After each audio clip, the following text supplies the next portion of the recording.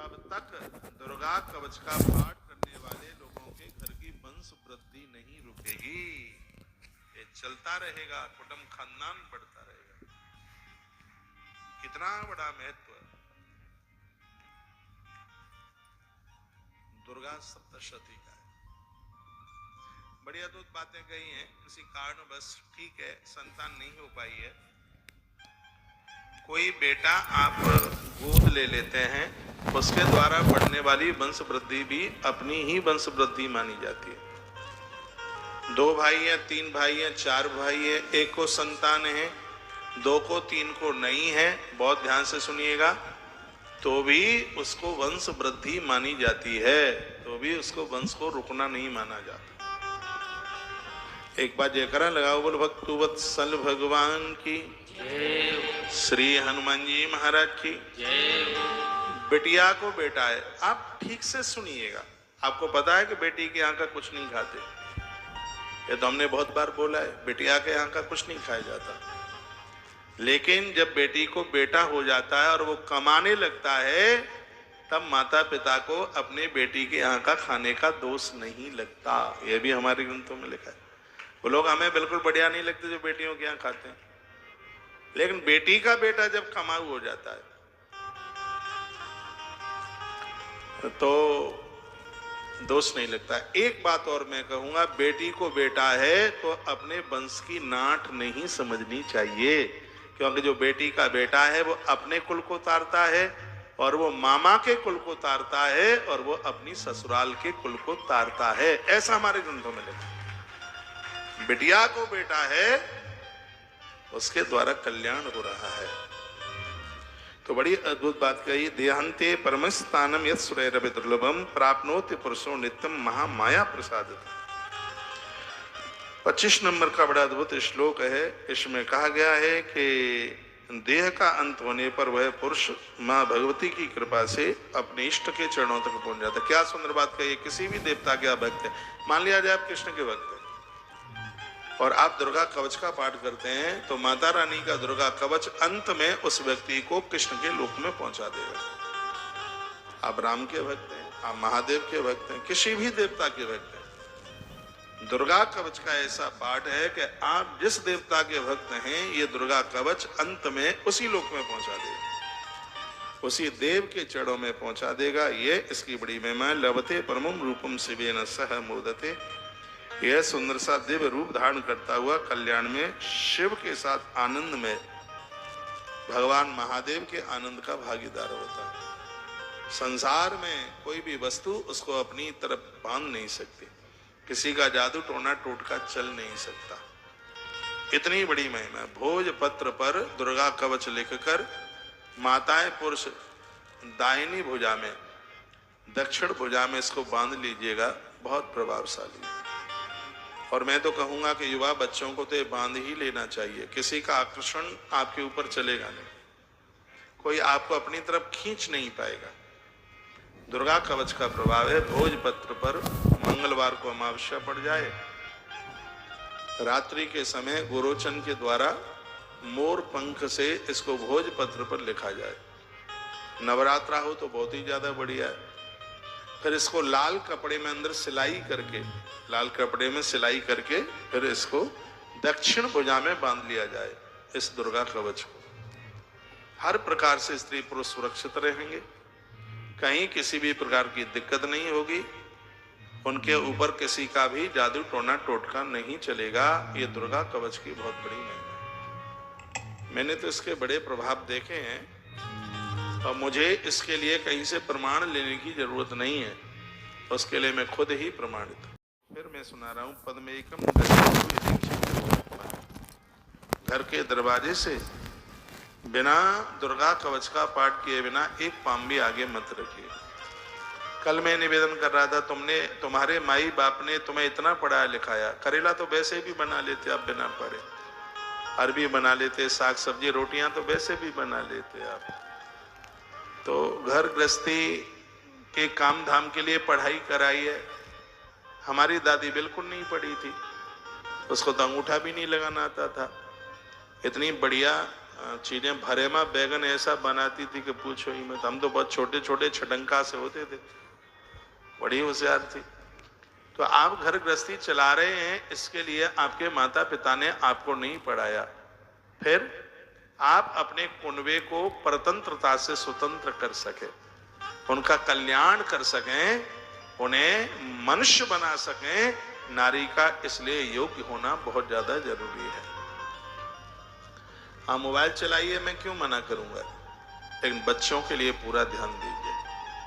आपका पूजा पाठ बहुत ज्यादा लगता है और ये सब चीजें होती हैं। कर्म कांड बड़ा प्रमुख है हमारे वेद में, सबसे ज्यादा तो मंत्र कर्म कांड के ही है।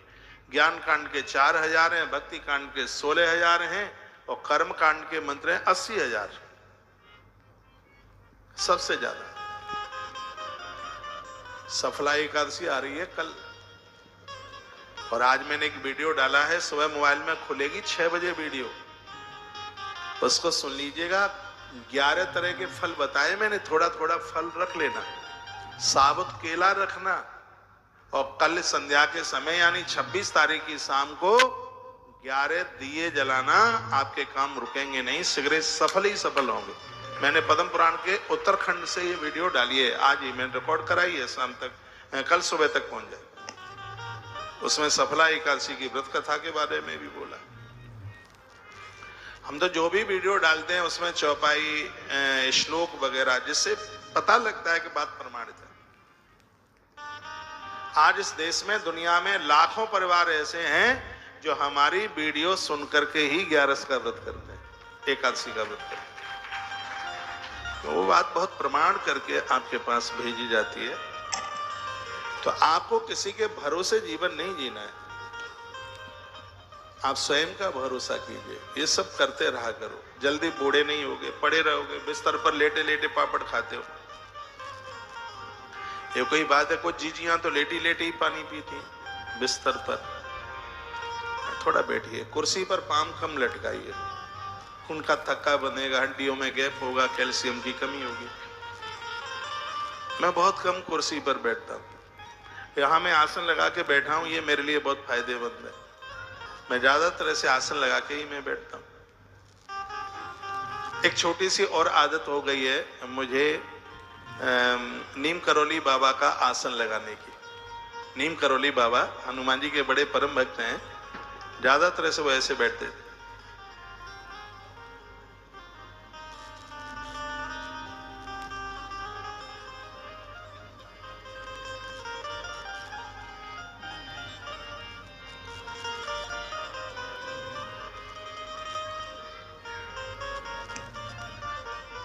इससे ब्लड प्रेशर नहीं बढ़ता। ज्यादा देर तक मत बैठिए, थोड़ी बहुत देर के लिए आप बैठ सकते हैं। रक्तचाप के लिए बहुत बढ़िया है, पसलियों में दर्द नहीं होता। दोनों साइड में, कभी इधर बैठिए कभी उधर बैठिए, आपके स्वास्थ्य के लिए बहुत लाभदायक होगा। हफ्ते में, महीने में एक आध बार दोनों अंगूठों में काला धागा बांधिए, इससे आपकी नड़ नहीं जाएगी, नाभि नहीं बैठेगी कभी भी। जिनकी नाभि बैठती है बहुत ज्यादा, अरे मैं तो बैठा ही रह गया, ध्यान ही नहीं। तो आप दोनों अंगूठों में काला धागा बांधे आप, इससे आपके अंदर का तंत्र बड़ा मजबूत रहता है। मेरी लैंग्वेज बंगाली भाई बहन समझ में आ रही है? धन्यवाद। और भालो बोलो, बांके बिहारी लाल की जय हो, श्री हनुमान जी महाराज की जय हो। एक छोटा सा गीत सुना दूं फिर मैं आपको, फिर कथा में मस्ती के साथ मैं चलता हूं। आज कुछ लिख लिया है हमने और वो आपको सुनाई देते हैं। तालियां बजाओगे? अभी नहीं, गीत गाए तब।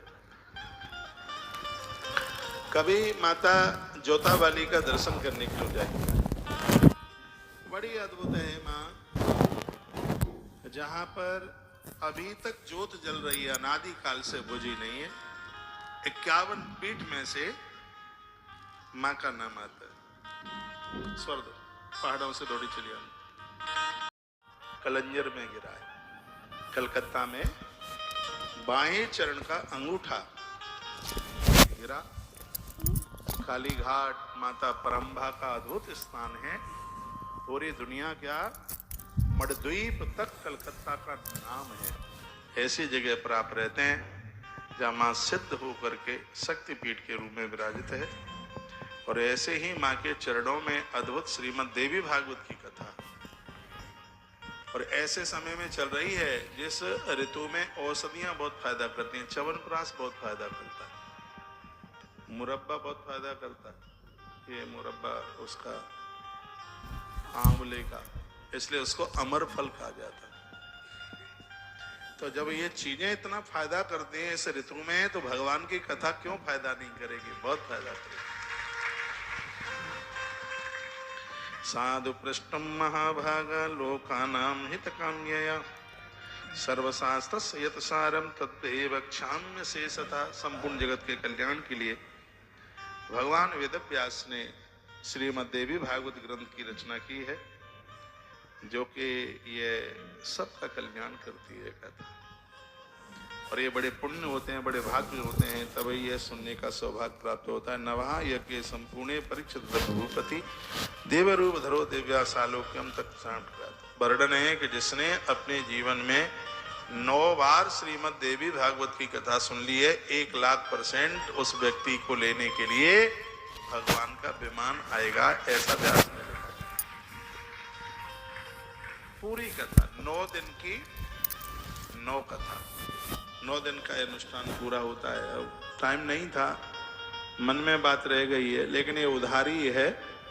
कभी नवरात्रा के समय पर 9 दिन कलकत्ता वाली मैया को पूरी देवी भागवत सुनाए।